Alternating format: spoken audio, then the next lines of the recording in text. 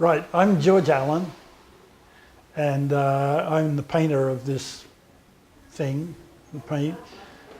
This is Bradley, my stepson, and he did a lot of the construction of, it's kind of complicated back there, but in an easy sort of way. But he came up with all that, and he coordinated the most of, when we had a hard time getting the fish to swim and all that stuff. They just didn't want to do anything. So Brad came up one day and sorted it all out. And I couldn't figure it out. I'm Brad Fitkin, and I work for a general contractor, so I kind of have troubleshooting skills, somewhat. And I'm George's stepson. And you know, this was a collaboration between George with the whole idea of the concept, my younger sister Lisa and her husband Andrew, who are video production, they have a video production company. They did the video, and I connected the wires and made the video work.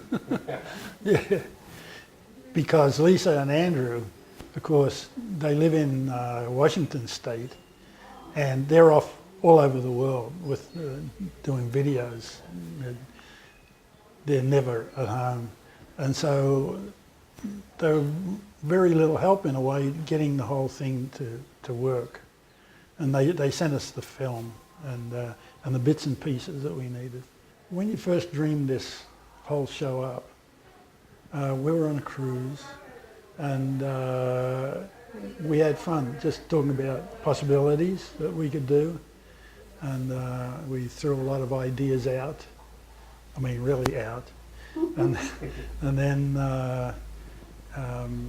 we came up roughly with this, I think, and then it just went from there slowly, you know.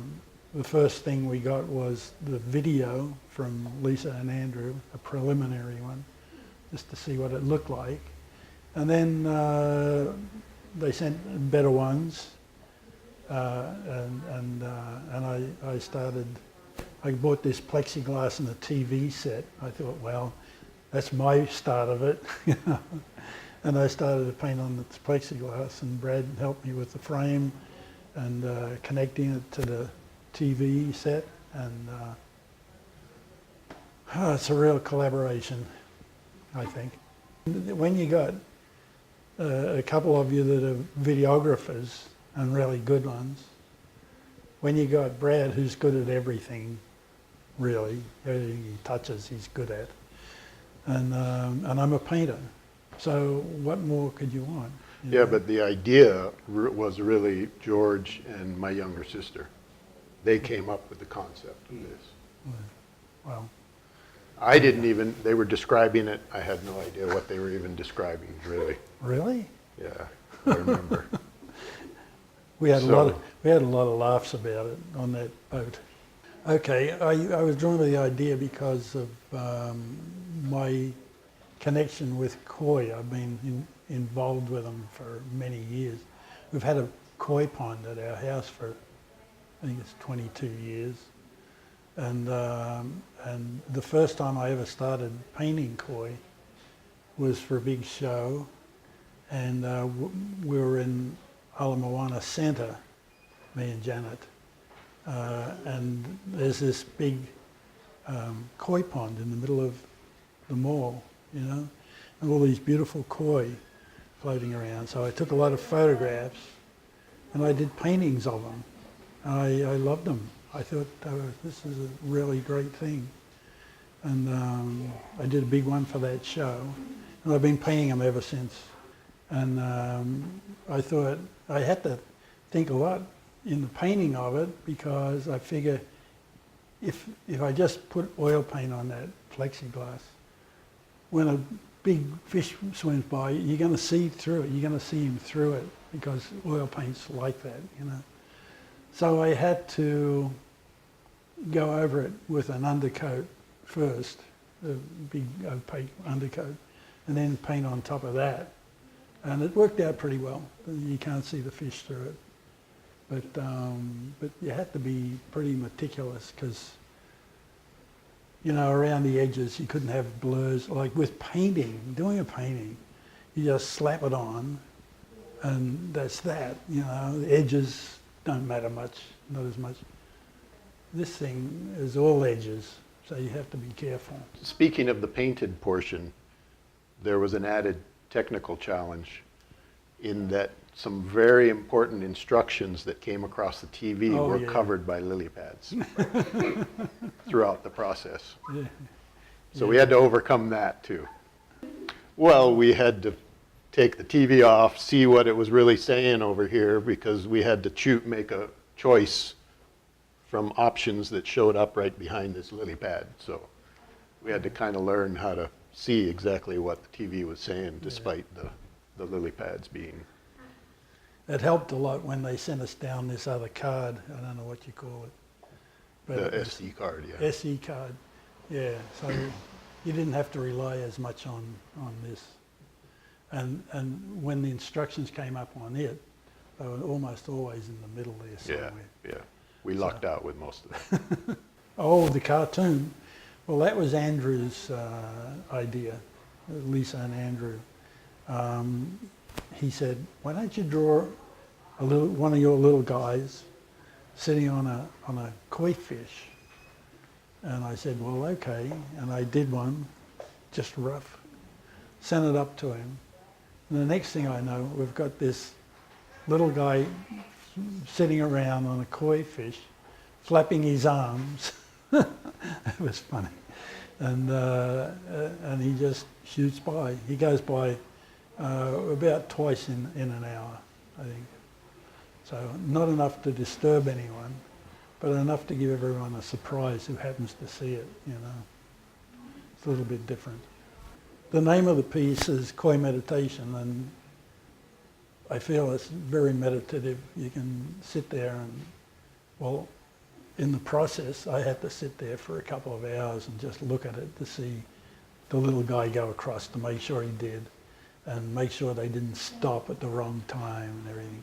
So I thought, this is really a meditation, and so that's how we came up with the name. But it is very calming. Yeah, it's nice. And I'm a much more linear thinker, so I just fast forwarded the video to find the little guy going across. Yeah, he did. He figured out how to do that. I wouldn't have had a clue. I'm hopeless with putting this electronic stuff together. When I was a teenager and George first came into our lives, and I was a typical teenager in Lahaina. So, you know, George had his hands full. But he would pull me in and into the studio, and I don't know, one project that comes to mind is that you were commissioned by a restaurant, a Mexican restaurant, to do